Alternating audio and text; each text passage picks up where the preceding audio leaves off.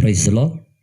క్రీస్తునందు ప్రియమైన దేవుని బిడ్డలారా, మన ప్రభువును రక్షకుడైన యేసుక్రీస్తు నామములో మీ అందరికీ నా హృదయపూర్వకమైనటువంటి వందనాలు చెల్లిస్తున్నాను. వాక్యాన్ని గమనిస్తే నిర్గమకాండం 8వ అధ్యాయం 15వ వాక్యం చూస్తే, ఫరో ఉపశమనము కలుగుడు చూచి యెహోవా సెలవిచ్చినట్టు తన హృదయమును కఠినపరుచుకొని వారి మాట వెనుకపోయెను.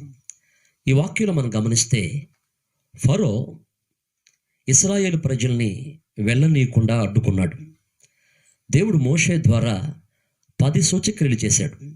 అయితే ప్రతిసారి మోషే ఈ ఫరో ఏం చేస్తున్నాడంటే, కొంచెం ఉపశమనం కలగగానే మరలా హృదయాన్ని కఠినపరుచుకుంటున్నాడు.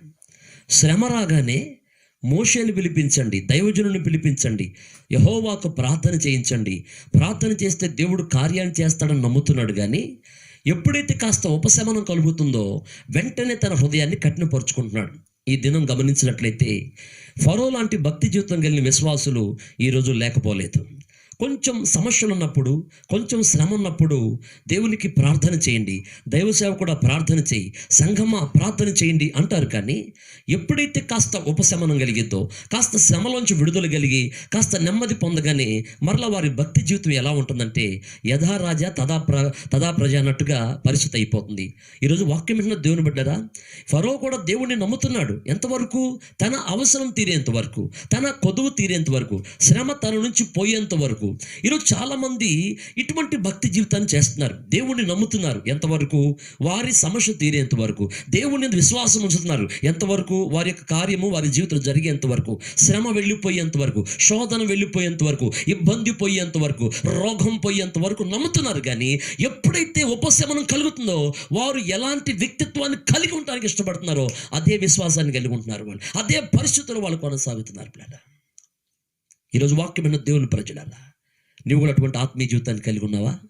ఫరో లాంటి భక్తి జీవితం కలిగి ఉన్నావా? ఫరో భక్తి సమస్య తీరిన వరకే, తర్వాత మరలా కఠినపరుచుకుంటున్నాడు. ఈరోజు ప్రభువుని వారి అవసరతల కొరకు వారు వాడుకునే ప్రజలు ఉన్నారు. తర్వాత వారు కఠినంగా వ్యవహరిస్తూ వారి వ్యక్తిగత జీవితాన్ని వారు కొనసాగిస్తున్నారు. అయితే ఇటువంటి వారి పరిస్థితి ఎలా ఉంటుంది? ఇటువంటి వారి విశ్వాసాన్ని బట్టి కలిగే శ్రమ ఎటువంటి ఉంటుందంటే, వారు తర్వాత ఏమయ్యారంటే అంతకన్నా కఠినమైపోయి సైన్యం వెనకాల మరలా వీళ్ళు సైన్యాన్ని వేసుకొని వెళ్ళి చివరకు సముద్రంలో మునిగిపోయినట్టుగా మనం చూస్తాం. ఇశ్రాయేలు సైన్యమేమో చక్కగా సముద్రాన్ని దాటిపోయింది, వీళ్ళేమో మధ్యలో మునిగిపోయారు. వీరి జీవితం అందరితో ముగించబడింది. ఈ లోకం అనే సముద్రంలో వాళ్ళ జీవితాలు ఈ కాల గర్భంలో కలిసిపోయాయి. పిల్లరా, వాక్యం నీ జీవితంలో నువ్వు కేవలం అవసరానికో నీ శ్రమ పోయేంత వరకు విశ్వసించే కొద్ది విశ్వాసం, లేకపోతే నీ అవసరం కొరకు విశ్వసించే విశ్వాసం అయితే అది పరిపూర్ణమైంది కాదు, అది గమ్యానికి చేరదు, మధ్యలోనే మునిగిపోయింది. ఈ లోకమనే సముద్రంలో మునిగిపోతావు. ఈ లోకమనే పరిస్థితులకు మునిగిపోయి మరన్నిటికీ బయటకు రాలేనటువంటి లోకము దాని ఆశలు గతించిపోయినట్లుగా నీ జీవితం కూడా గతించిపోద్ది. ఈ వాక్యం వింటున్న సహోదరి సహోదరుడా, ప్రభు నీతో మాట్లాడుతున్న సందర్భం, ప్రభునందు మన విశ్వాసం అది కొద్దిపాటిగా అవసరానికి అయి ఉండకూడదు. మన విశ్వాసం పరిపూర్ణమైనదై నిత్య జీవం చేరేంత వరకు, వాగ్దాన దేశాన్ని చేరేంత వరకు, నిత్యత్వంలో మనం ప్రవేశించేంత వరకు మన విశ్వాసాన్ని కోల్పోకూడదు. అందుకే అపోస్తలుడైన పౌలు అంటున్నాడు కదా, నా యొక్క పరుగుని తుదముట్టించి తిని నా విశ్వాసాన్ని కాపాడుకుంటుంది. నీ విశ్వాసాన్ని కాపాడుకో, కడ వరకు నమ్మకంగా ప్రభు కొరకు జీవించు. అప్పుడు ఎటువంటి పరిస్థితులు వచ్చినా నువ్వు వెనక్కి చూడవు, తొట్టిల్లిపోవు. ఫరో కూడా నమ్మాడు, కానీ అతని నమ్మకం శాశ్వతమైంది కాదు, తాత్కాలికమైంది. టెంపరీ విశ్వాసం అతనిది. కేవలం తన సమస్య తీరేంత వరకు, అవసరము కొరకు, తన శ్రమ పోగొట్టుకోవడం కొరకు కొంచెం ఉపశమనం కలిగితే చూడండి తన హృదయాన్ని కఠినపరుచుకుంటున్నాడు. మీరు అనుకోవచ్చు యెహోవానే తన హృదయాన్ని కఠినపరిచాడు. కాదండి, తన మనసు అది కాబట్టి ప్రభు కఠినపరిచాడు. నువ్వు నీ మనసు ఎట్లా ఉంటుందో నీ పరిస్థితులు ముందుకు అట్లా వెళ్తాయి. ఇశ్రాయేలుని మనస్ఫూర్తిగా విడిచిపెట్టే మనసు ఫరోకు లేదు కాబట్టి అతని హృదయం కఠినపరచబడుతుంది. సంపూర్ణంగా మారే మనసు నీకు లేదు కాబట్టి నువ్వు మారట్లా.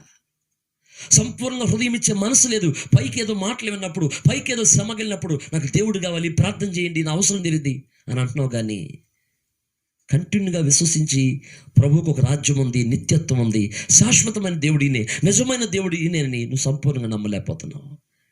అటు ఇటు భక్తిలో ఉన్నటువంటి విశ్వాసి ఉంటే చల్లగా ఉండు, లేదా వెచ్చగా ఉండు. నులివెచ్చని స్థితిలో ఉంటే ఉమ్మివేయబడతావు, ఫరోలాగా సముద్రంలో మునిగిపోతావు. పరిపూర్ణ విశ్వాసం కలిగి ఉంటూ నిత్య జీవాన్ని చేరుకుంటావు. ఈ మాటలు వెంటనే జీవితాన్ని సంపూర్ణ విశ్వాసం వైపు మళ్లించు. దేవుడి మాటలు దీవించును గాక. ఆమేన్. అందరికీ వందనాలు. Praise lord.